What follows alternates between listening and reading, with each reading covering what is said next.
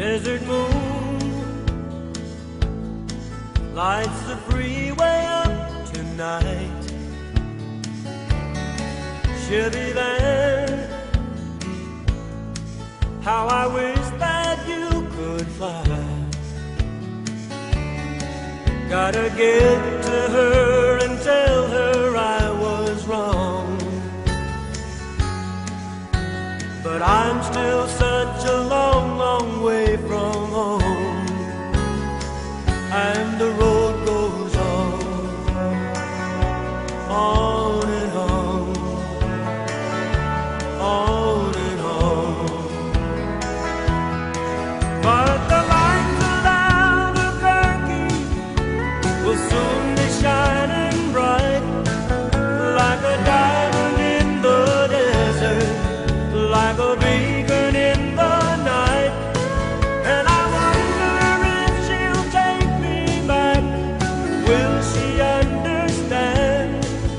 Will the lights of Albuquerque shine for me again?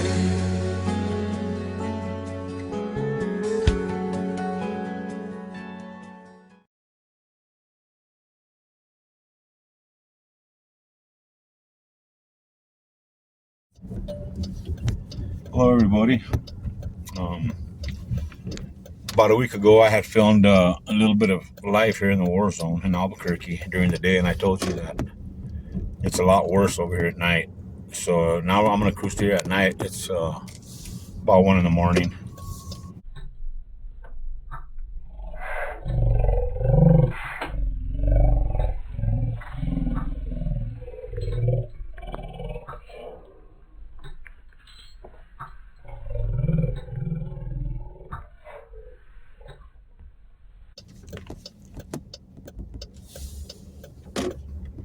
So this is Albuquerque at night over here in the war zone, for real. People just all over, sleeping all over, shitting all over, looking for drugs, selling their ass. Just, you know, and people want to say that there's no crime here. You know what? You're sadly mistaken, because there's a lot of crime here. You just don't see it because you don't come down here, because most people have no reason to. The reason I come down here is because I drive for Uber at night. And let me tell you, sometimes it can be pretty hairy over here. But, you know, you got to do what you got to do. Feed your family. That's the way it goes. But I just wanted to come here through the same streets I went through the other day and show you that it's a lot different here at night. Now, during the day, a lot of people don't come around here because it's so hot out here. But at night, yeah, they're all over the place over here. And for the people who live here, it's kind of rough, you know what I mean? Because I don't know if I'd be able to live in all this crap. You know what I'm saying? So we're just going to cruise around, film some stuff, and then we'll get back with you here in a little bit. We are in the International District. We're between Wyoming and San Pedro right now, and this is probably where the worst of it is. You know, the most of it, but it's all over the city. But there's a lot here, which you'll see now coming down this road.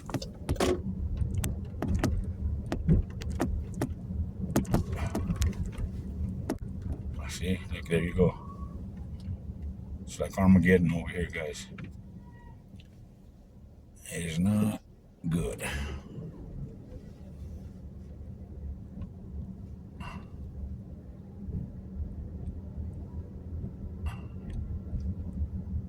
See, look at the women walking all over the middle of the street. You got all kinds of thugs out here selling who knows what. There's a casino right there across the street in the state fairgrounds. So, you know, that's people wonder why they want to move to state fairgrounds. Well, there you go. This is one reason. Okay, so now we're on Central and Louisiana, and there on the corner right there is that closed down CVS pharmacy that I was telling you guys about. But look at it here in the night, how different it is. There's a crime scene going on right there. So, you know, Thankfully, I got my little Uber light on, so the cops don't mess with me at all because they think I'm driving for Uber. But let's go through over here. We're going to come up on Rhode Island. Rhode Island and Pennsylvania, those two streets prominently have been big crime scenes. Now look, I don't know what the heck that's going on here, but it's just construction. All right, so we're going to come up here and take a left on Pennsylvania, where that light is up there. We'll go down through Rhode Island, around that way, and see what we see. Every corner, there's people sitting on every corner, walking out here. I mean, keep in mind, it's 1:32 in the morning, so. Okay, so we're going to turn. Yeah. There's the brand new library that the city just built at a cost of, I don't know what it was. They said $3.2 million or something. I don't think very many of these people in this area read. But anyway, so here's Pennsylvania right here, which is a pretty notorious street. So let's see what we got going on over here. Is it closed? Oh, it's closed down. See, they don't even have it open. Look at all that. Look at all that over there. Do you see that, son? You see all the people there? Let's go this way. Look, there's cars everywhere trying to pick up people, you know. So you know who knows what.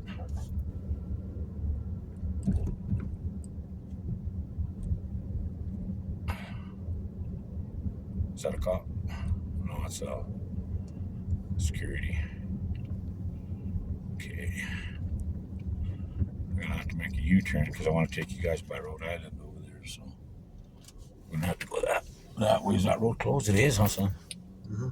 Yeah. All right. Well, we'll go around the block the other way then.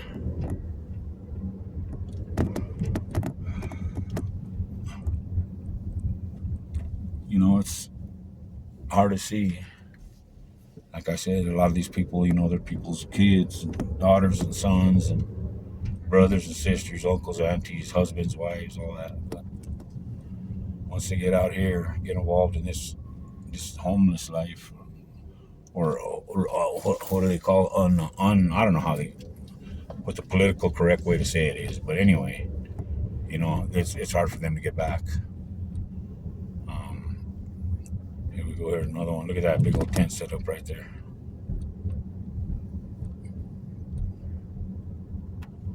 Yeah, people just crashed out in the street. I mean, what are they supposed to do if you think about it, honestly?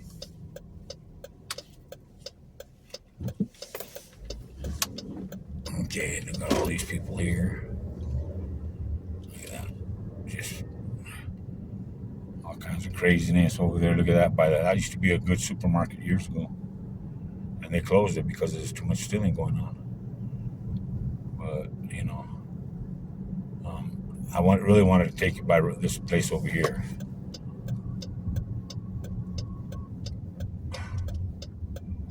Okay, so we're back on Pennsylvania again in Central. And I'm going to throw a quick turn in here, but I'm going to go right back out.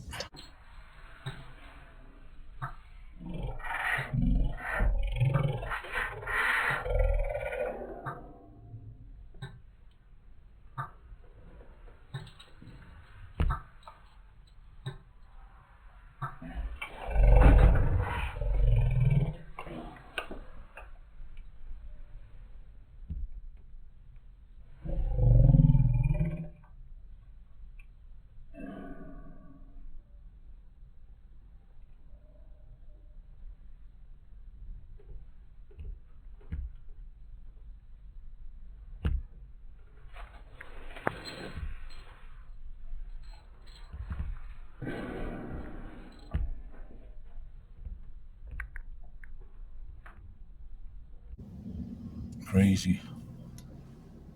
That's crazy right there. Mm-hmm. People are lost, you know what I mean? People are lost in this world, you know.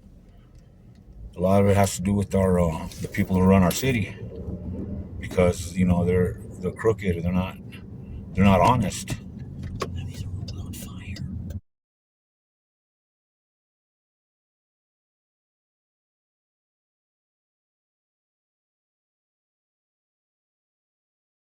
Huh?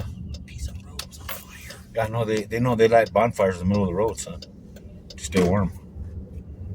They get pallets. They find old pallets. You know what I mean? The other day there was somebody killed over here. Let's see here. Okay. Okay. There's a library again. I was talking to you about. So all this stuff, people come to visit our city, and this is what they're exposed to. And people wonder why they call Albuquerque the deadliest city in America right now, and the city that you don't ever want to move to.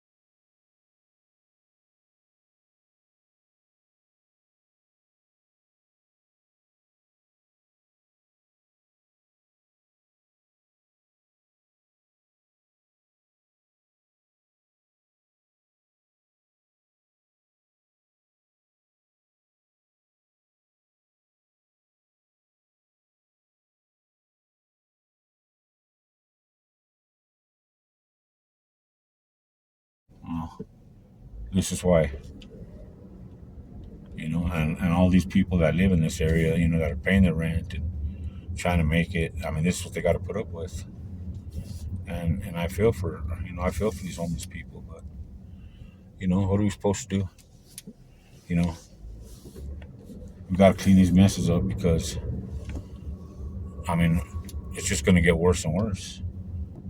Mayor Tim Keller and Governor Michelle Lujan Grisham, they don't know um, what they're doing, honestly. Because if they did, we wouldn't be having this problem.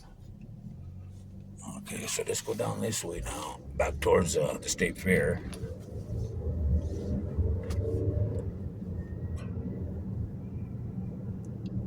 Okay, you'll see every corner there's people camped out, living out here in the streets.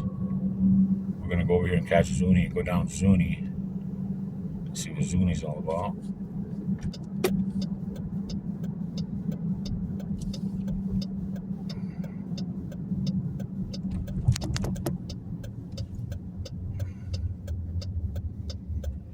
And this is just another example of why we have to watch our kids so closely, because you know what? They could end up in this situation one day if we don't be careful. Because all it takes is one of these assholes out here to influence them in the wrong way, and you know what? You will lose them. I won't allow that to happen to my son.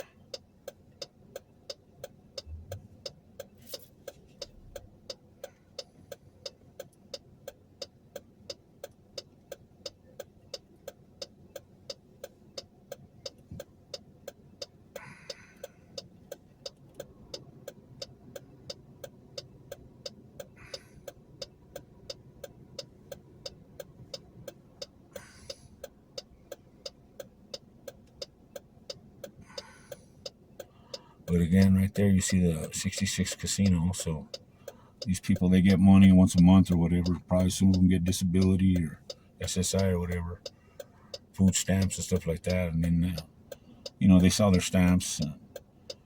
They take their SSI checks or they cash them over there and they spend all their money there. And whatever they have left, they use it on drugs and stuff. So it's a very depressing life, man, actually, if you think about it.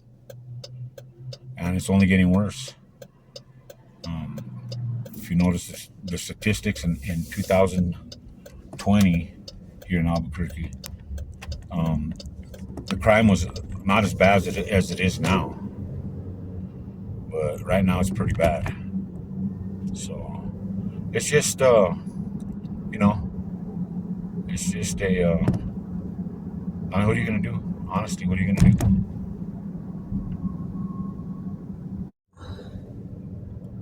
And, you know, this is the reality of driving in Albuquerque and working in Albuquerque at night, which is all I do.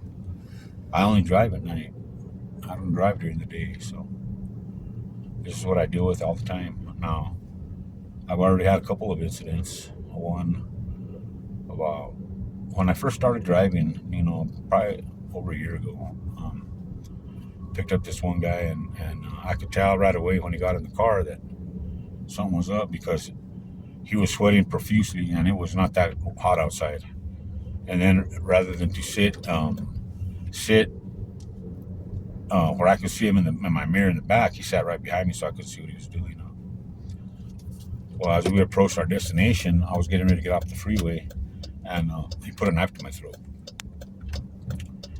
And so what I did was, as soon as he did that, I slammed on the brakes, and then when he went forward, because he was all messed up, and I grabbed him in a wrist lock, and then I pulled over right on the freeway on Coors and I-40, and I pulled him out of the car through the seats, and I waited for the police to get there. The thing about Uber is they have a when you're in a ride, they have you know, you're on GPS, but if you stop somewhere for any length of time, they'll send you a text, and they'll ask you if everything's okay. And if you don't respond, then they'll send the police to your coordinates, and that's exactly what happened. I had to wait there about 15 minutes, which I can more than handle. But you know, if you were a woman, you know, that's a different story. Or if you're not able to handle that situation, you know what I mean. Just about a week ago, an Uber driver got killed here. A young man is behind bars tonight after police say he shot his Uber driver multiple times on purpose. Police say 18-year-old Shaleki Sanchez is now charged with an open count of murder for shooting and killing his Uber driver, Joseph Andres. Sanchez told detectives he had his girlfriend order the Uber because he wanted to let off steam due to so much stress. Sanchez also told police that he wanted to take out his stress on, quote, anybody he could see or find. Police say he filtered through several Uber drivers and specifically chose Andres to be his victim. APD says he shot Andres 5 times and watched him bleed out. According to the criminal complaint, Sanchez stole the victim's car and drove it back to his girlfriend's house. In Albuquerque, you know, and it's crazy because we're out here driving at night, you know, putting ourselves at risk, putting miles on our cars to give these people, to help them get home when they're drunk or when they need to get wherever they need to go. And a lot of them are very thankful, I gotta admit, but you know, there's that few that are looking to do you harm. So you got to be prepared for that, and you got to be able to hold them off until the police get there. So that's why I wouldn't recommend this job to any female at night. Now, you know, during the day I think it's a different story, but at night it's different because a lot of times you got to pick people up in some very undesirable places, and you're sitting there and you're not sure what, you know, all of a sudden they could sneak up on you or whatever. You know, so it's just it's different. That's all I'm gonna say. It's different.